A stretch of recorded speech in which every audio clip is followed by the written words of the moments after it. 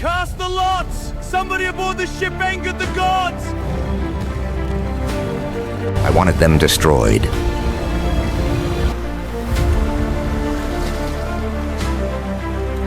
Every one of them.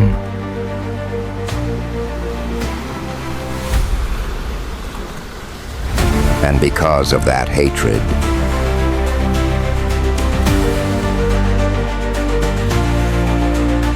men were about to die.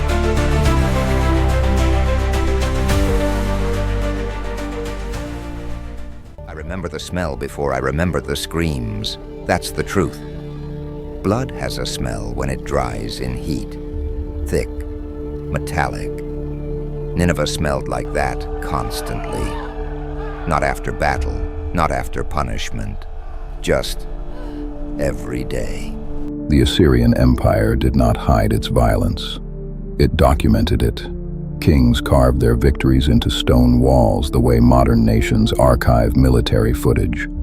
Prisoners skinned alive, cities burned, children taken as trophies of war. Nineveh was feared because fear was its language. People say I ran from God. That's true. But that's not the whole truth.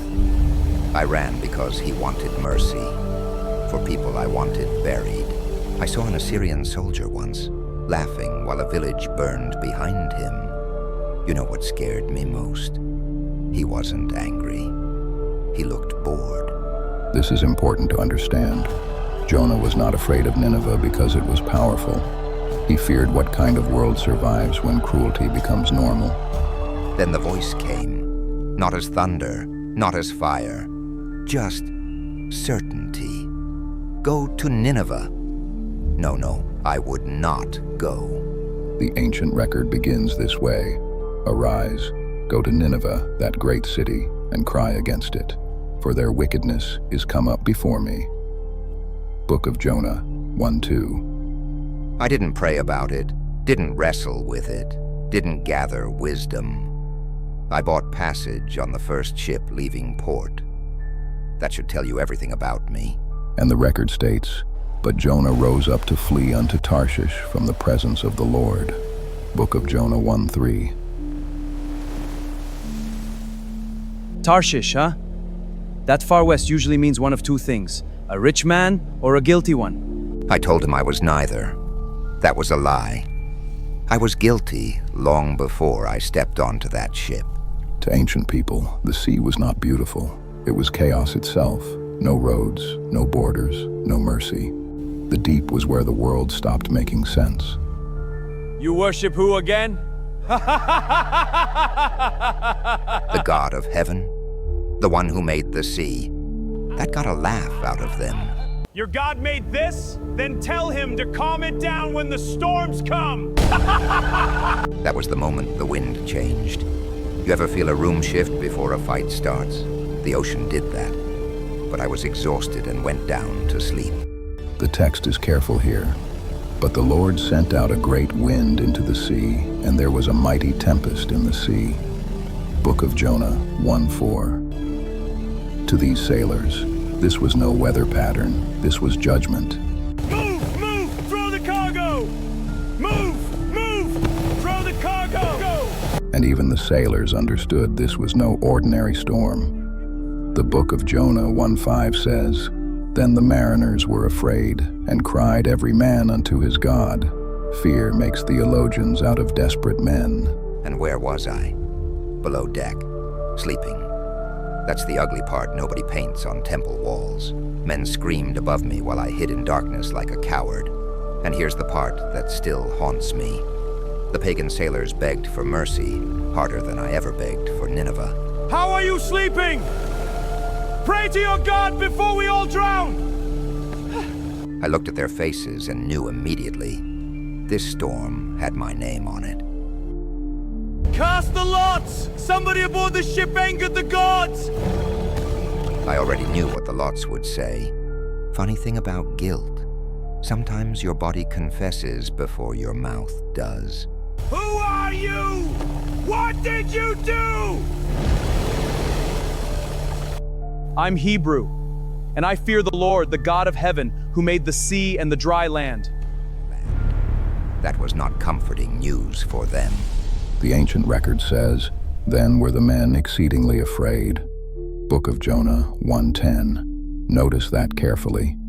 The storm terrified them, but Jonah's God terrified them more. What do we do with you? Throw me overboard. The moment I said it, the sea almost sounded quieter. And this is where the story becomes uncomfortable. The pagan sailors showed Jonah more mercy than Jonah wanted shown to Nineveh. Row! We are not killing this man! Row! Ah! But the sea grew darker, louder, more violent. The record says, "For the sea wrought and was tempestuous against them." Book of Jonah 1:13. Forgive us! We don't want this man's blood! The water was colder than fear. That surprised me. I thought death would feel dramatic. It felt empty. And suddenly, the sea became still. The ancient record says, "So the men feared the Lord exceedingly." Book of Jonah 1:16. I sank deeper and deeper until the light above me looked like a dying star. That's when I realized something horrifying. I didn't want forgiveness anymore. I just wanted it to end. Ancient civilizations feared the deep, not merely the ocean, but the abyss beneath creation itself, the place where memory vanished, where men disappeared from history. Then, something moved beneath me. Not a wave, not driftwood, something alive. The ancient record says only this: "Now the Lord had prepared a great fish to swallow up Jonah." Book of Jonah 1:17. Simple words, terrifying reality.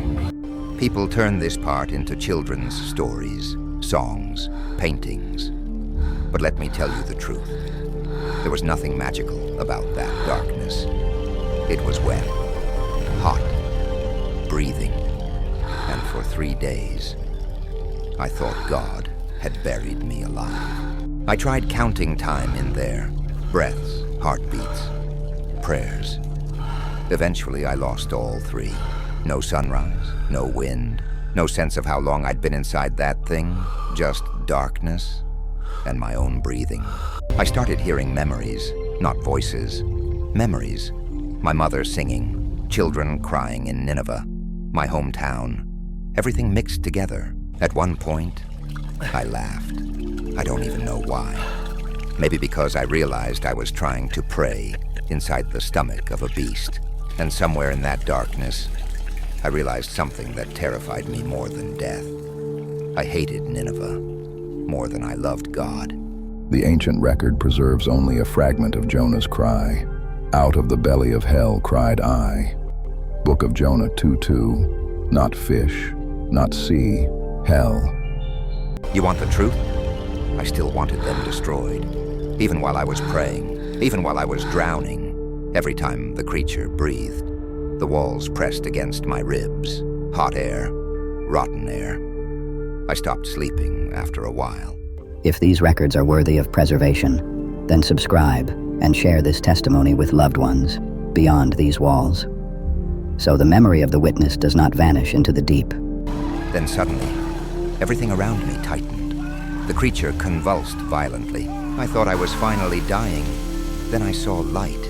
And the record states, "And the Lord spake unto the fish, and it vomited out Jonah upon the dry land." Book of Jonah 2:10. I lay there coughing up seawater, blood, pieces of things I couldn't recognize, and then came the part that terrified me most. The voice returned. The command did not change.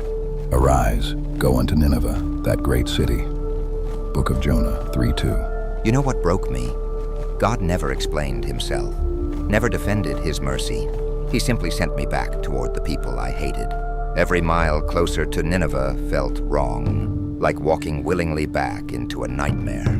I started seeing Assyrian patrol markers again, their symbols carved into stone, their language painted across ruined villages. And the closer I got, the more I realized something ugly part of me still hoped God would destroy them. Nineveh was enormous by ancient standards, a city of power, commerce, violence. Its walls stretched for miles. People think prophets feel brave. I didn't. I felt small. I kept imagining someone recognizing me, stabbing me in an alley, leaving my body in the street. The historical records of Assyria reveal an empire obsessed with dominance. Fear was not a byproduct of their rule. It was policy. And then God told me to speak. 40 days. That's all I said at first.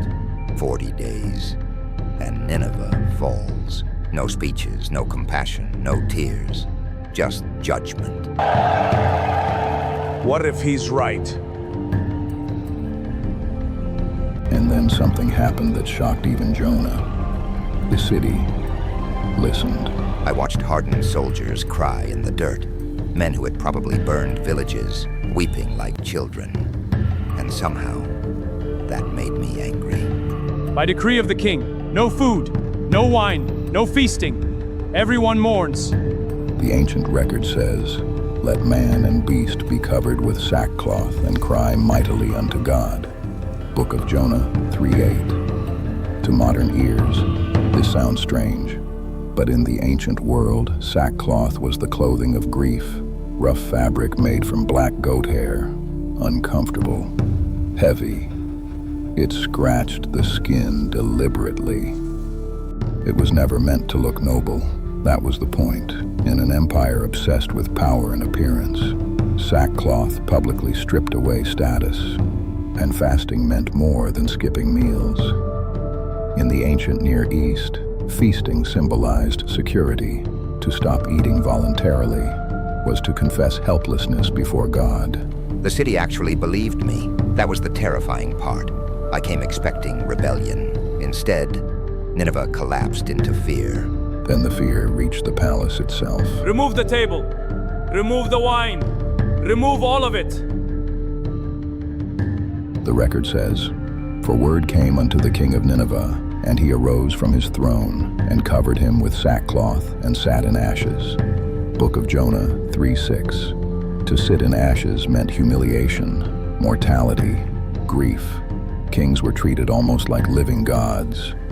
Ashes reminded them they would die like everyone else. I watched the most powerful man in the empire sit in dirt and beg for mercy. Part of me hated him for it. Who can tell his fierce anger that we perish not? And then, nothing happened. No fire from heaven, no collapsing walls, no judgment. Morning came, and Nineveh still stood. I kept waiting for destruction. Even after sunrise, part of me still believed judgment had to come. The ancient record says, "And God saw their works, that they turned from their evil way." Book of Jonah 3:10. Not merely their words, their works. In the ancient world, repentance was not emotion alone. It meant visible change, public change, a turning away from violence before witnesses. And instead of feeling relieved, I felt angry. That's the part people don't understand. Mercy felt wrong. I know how this sounds. A city repents, and the prophet becomes furious. But hatred does something to people. After a while, you need your enemy to stay evil. Because if they change, then you have to confront what your hatred turned you into. And Jonah finally confessed the real reason he fled. "I knew that thou art a gracious God, and merciful, slow to anger, and of great kindness. Therefore, I fled." Book of Jonah 4:2. That was my real fear, not judgment. Mercy. I wanted God to hate them the way I did.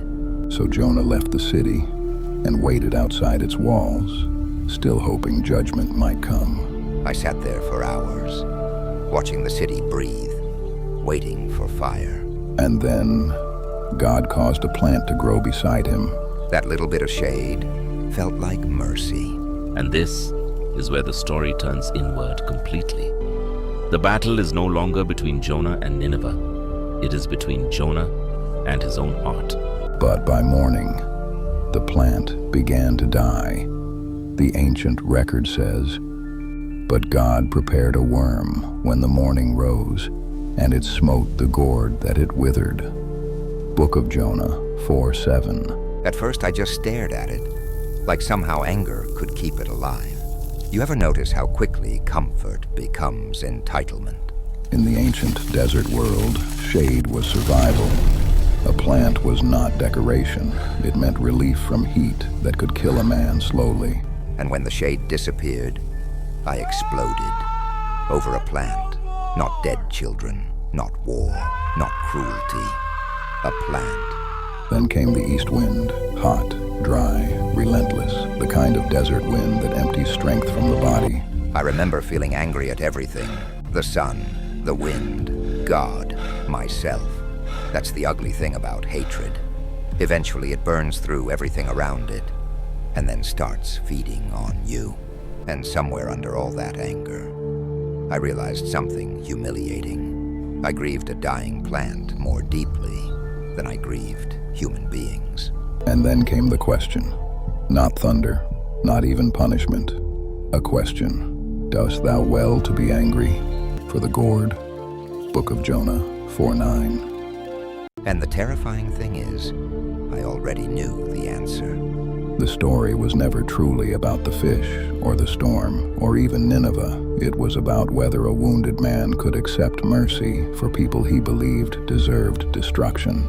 The book of Jonah ends strangely. No celebration, no victory speech, no record of Jonah changing his mind, only a question left hanging over history. And should not I spare Nineveh, wherein are more than 6,000 persons that cannot discern between their right hand and their left hand? Jonah 4:11.